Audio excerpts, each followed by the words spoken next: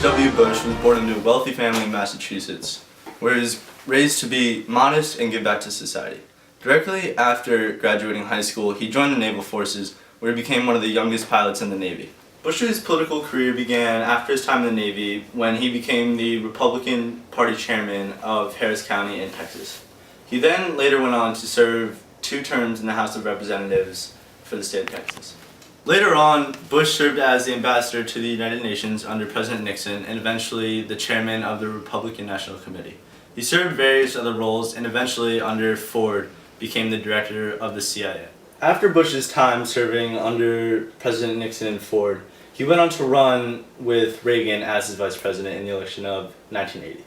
He went on to serve as vice president under Reagan for his terms, which led him to eventually run in his election of 1987 and 88 for the role of president.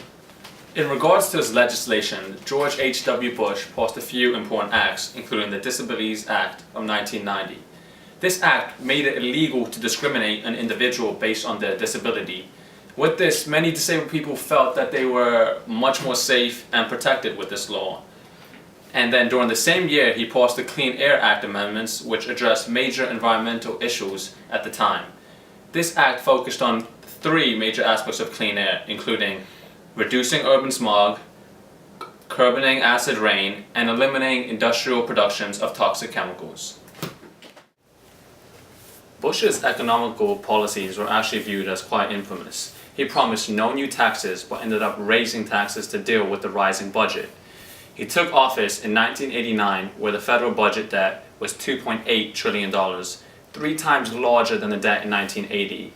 This turned out to be a major problem since he promised not to raise taxes, but faced the difficult position of having to balance the budget without implementing more taxes on Americans. Republicans felt betrayed by President Bush during the time.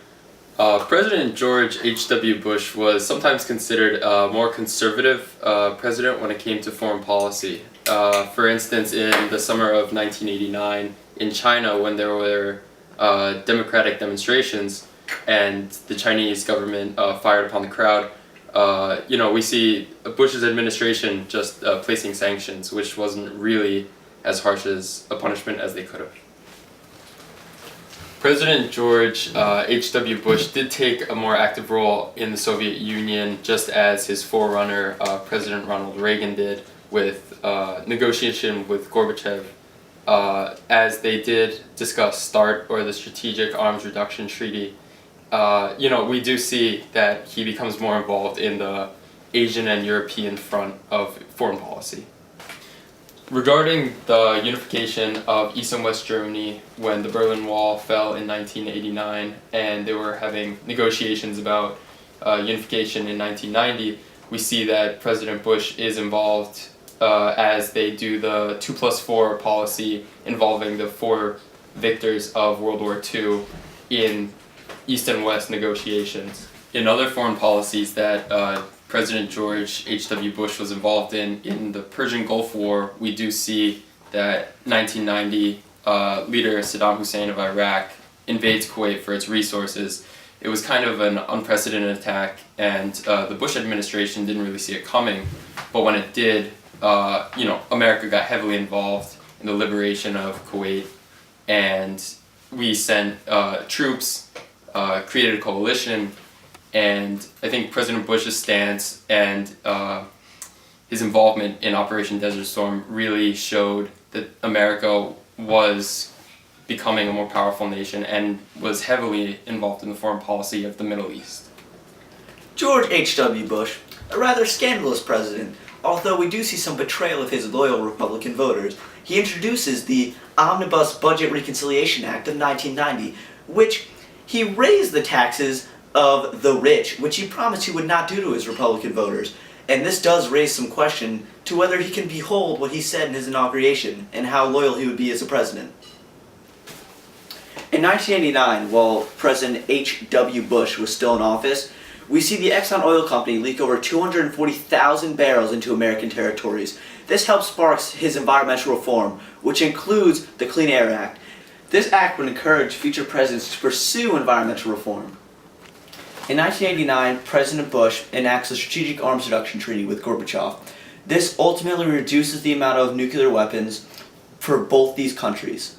This lowers tensions between these two countries, which provides a safer world for future generations. In 1989, President Bush signs new anti-drug laws that provide $3 billion for expanded anti-drug programs. This would inspire future presidents to pursue the war on drugs, which is the spark of George H.W. Bush of the migration of the Waterloo Buffalo. I messed up with that. An environmentally friendly Earth. That didn't sound right. Oh my god. Always taught to be modest and give back to society. Come on! Okay.